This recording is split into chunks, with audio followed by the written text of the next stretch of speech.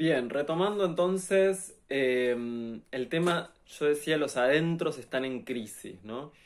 Cuando hablamos de que los adentros están en crisis, hablamos no solamente de los adentros institucionales o de la familia también como otra institución, sino también de los adentros de cada uno y cada una de nosotros. Es decir, hablamos de la interioridad, de la propia interioridad, que había sido eh, toda la estructuración de la subjetividad moderna, había supuesto una interioridad.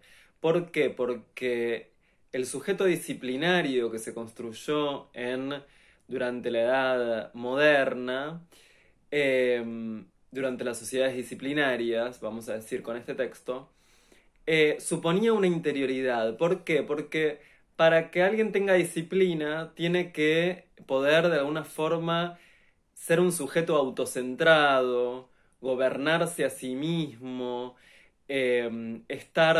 mantenerse a sí mismo igual en el tiempo. Generalmente es una estructuración de una subjetividad metódica, ¿no? Capaz de estar quizás toda su vida en un mismo empleo, mismo lugar, etcétera. Piensen, por ejemplo, en una historia muy conocida del siglo XIX, como es Pinocho, ¿no? Pinocho es un cuento, creo que de mediados del siglo XIX, creo que es. Y ahí lo que tenemos es justamente la conciencia, ¿no? Pepe Grillo, que es interiorizado, que finalmente es interiorizado. Y para que Pinocho sea un niño de verdad, sea un humano, eh, tiene que interiorizar a Pepe Grillo, que es así como termina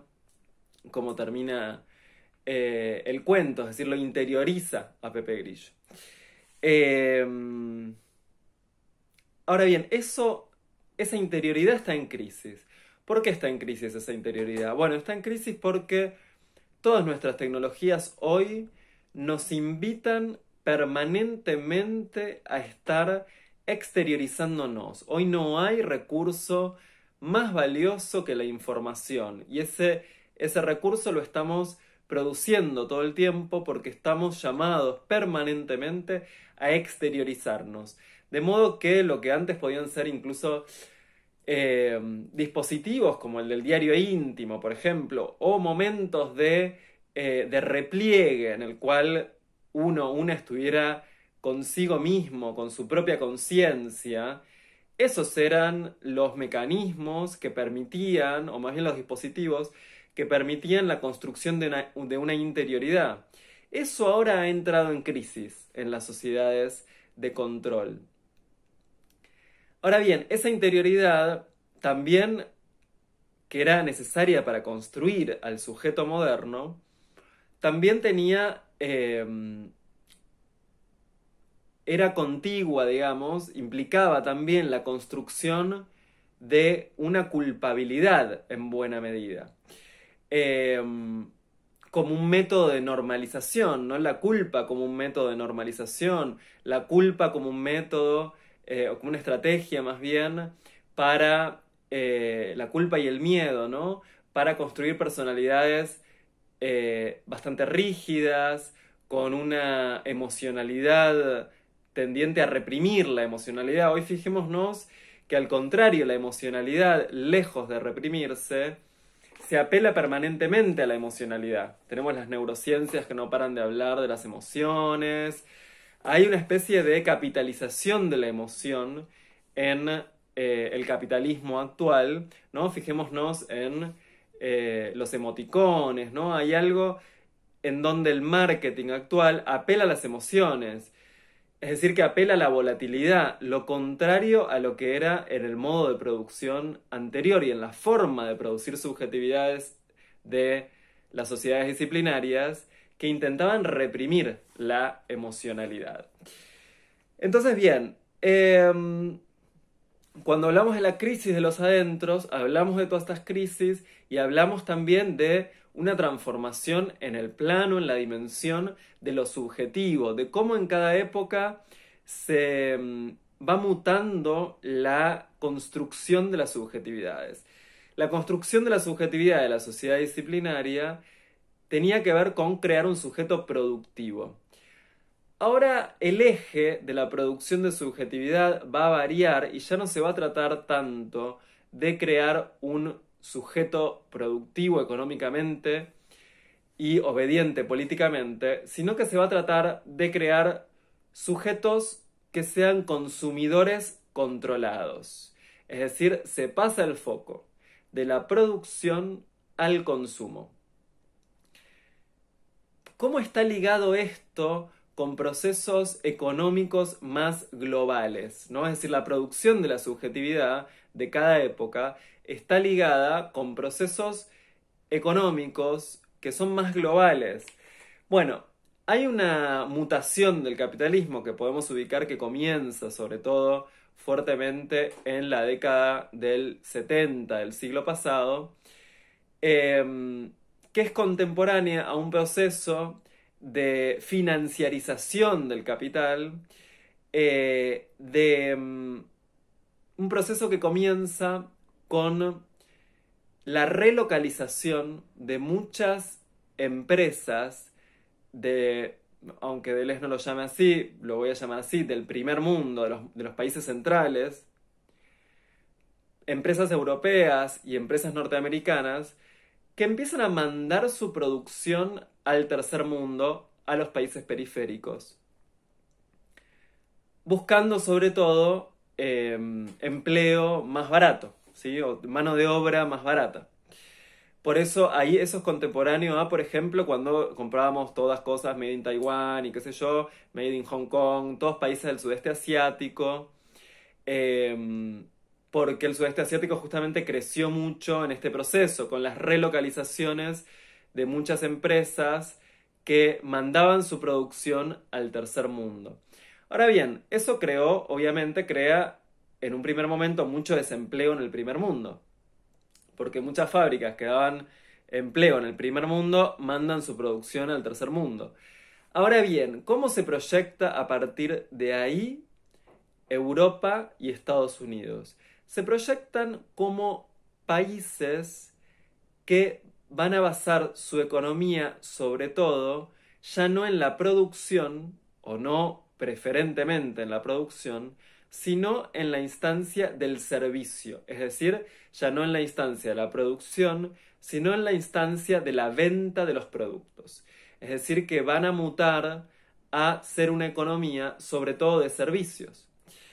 Motivo por el cual casi todas las estructuras empresariales van a mutar su organización, ya no va a ser tan importante por ejemplo, yo tenía un alumno que era ingeniero que se quejaba de que trabajaba en una empresa y se quejaba de que eran más importantes en el organigrama de la empresa los administradores y todo lo que tenía, los administradores de empresa y todo lo que tenía que ver con las finanzas y no los ingenieros como él, ¿no? ¿Por qué? Porque ya no es tan importante en la estructura empresarial lo que tiene que ver con la producción, sino que empieza a ser más importante lo que tiene que ver con la instancia de la venta. Esto responde a varios motivos que no vienen al caso ahora, por qué sucede esta mutación. Pero tiene que ver, nos interesa, porque a partir de esta mutación podemos entender cómo cambia el dispositivo para producir subjetividades. Bien, las sociedades disciplinarias funcionaban, sobre todo, nos va a decir Deleuze, a través de moldes. ¿Qué quiere decir moldes? ¿Vieron la escena? Quizás quienes sean un poco más grandes la recuerdan. La escena de The Wall, ¿no? Hey teacher, leave the kids alone. Que van todos los niñes, los alumnos, estudiantes, van por una cadena de montaje hasta que llegan a una picadora de carne y salen todas por ese molde, ¿no? Como todos iguales. Años 60, ¿no? The Wall, creo que es del 68.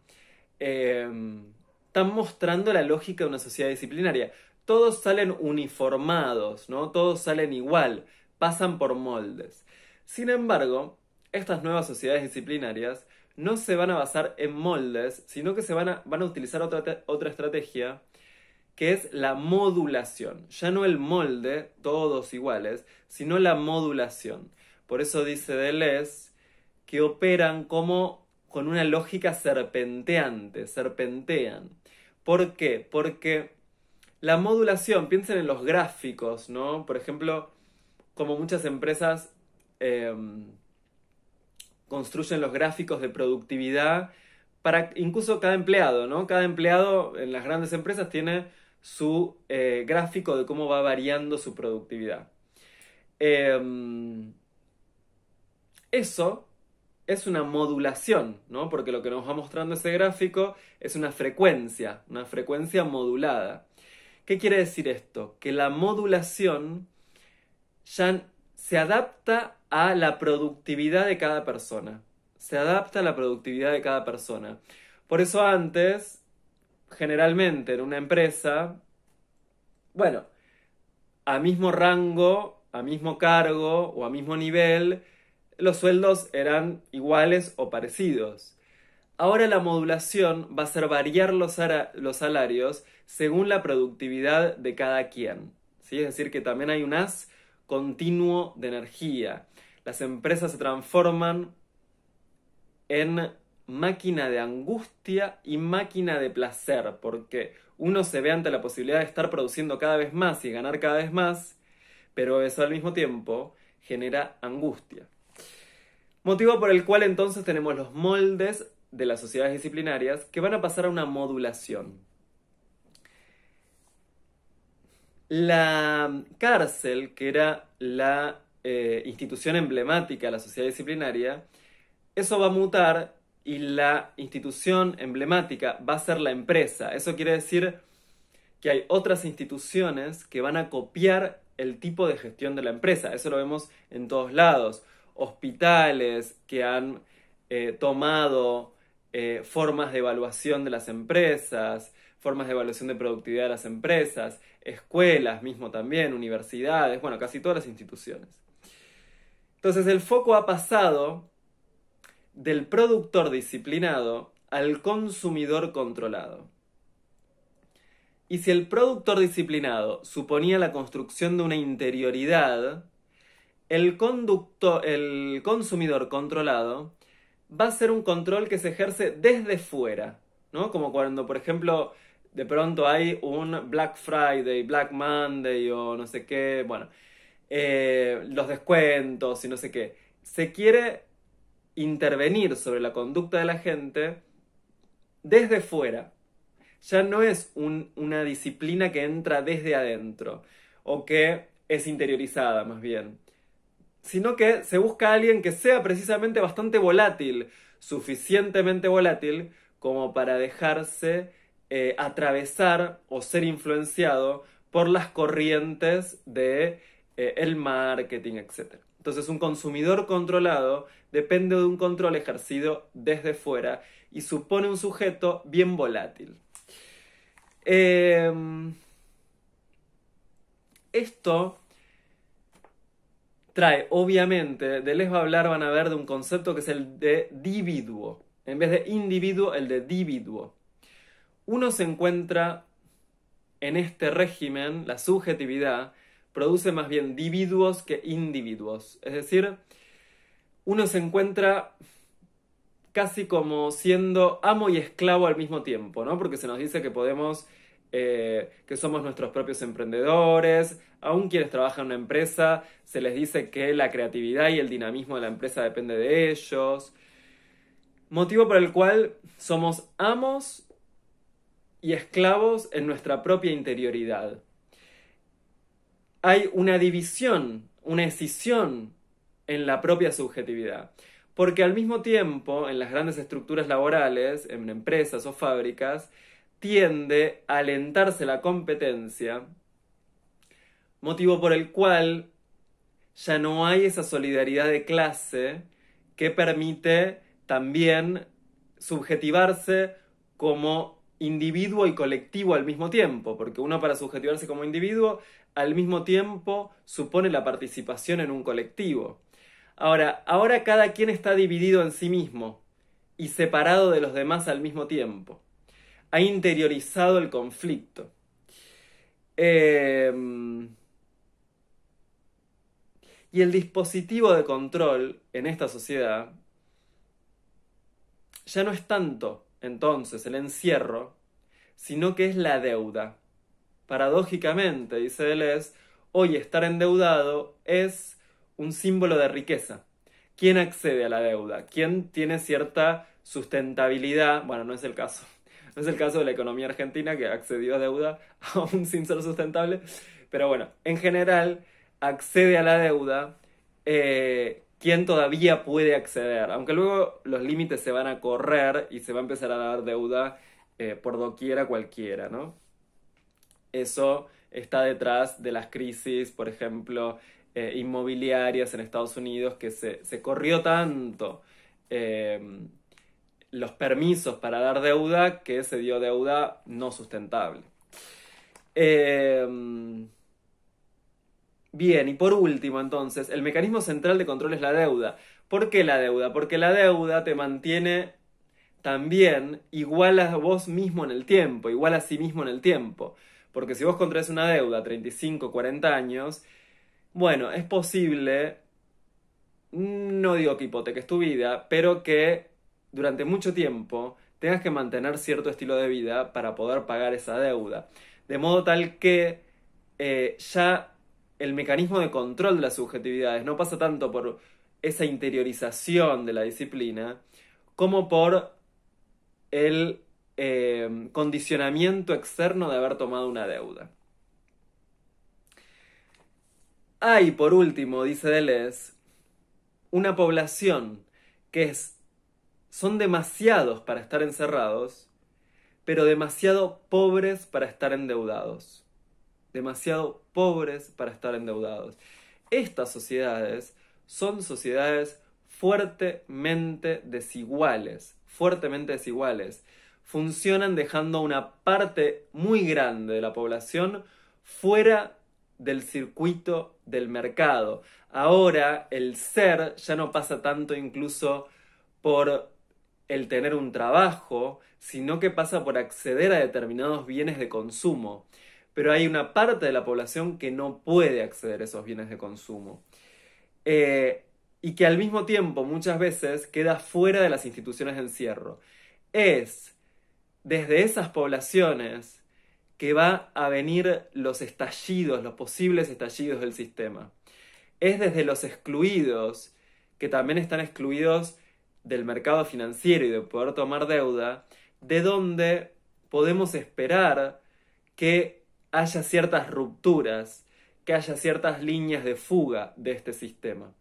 Ya no es tanto desde las clases medias, desde el estudiantado, ya no es tanto desde ahí, sino que son desde los que han quedado afuera del sistema, desde donde va a haber líneas de fuga y rupturas en el sistema.